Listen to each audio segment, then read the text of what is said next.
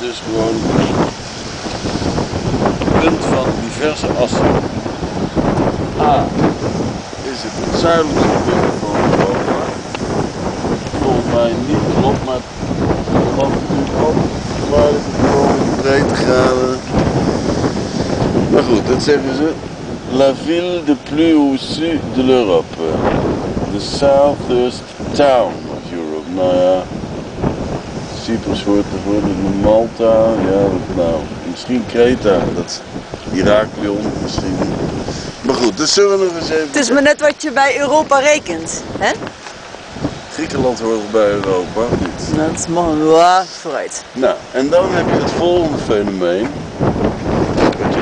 Dat is de Atlantische Oceaan. En we hebben zo dat snijpunt van verse lijnen. Dat is de Midden-Atlantische Zee.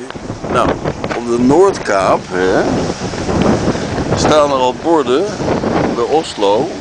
Noordkaap tot 3000 kilometer. Een soort magnetiserende aantrekking. En hier, in plaats van dat ze hier een leuk plekje van maken, dat hier op die rots. Nee hoor, zona militair.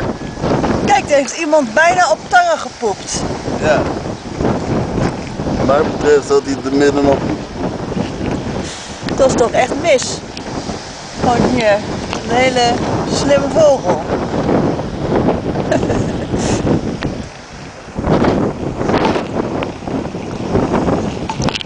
is wel zonde dit. Alles iets leuks van kunnen maken. En dat hebben ze niet gedaan.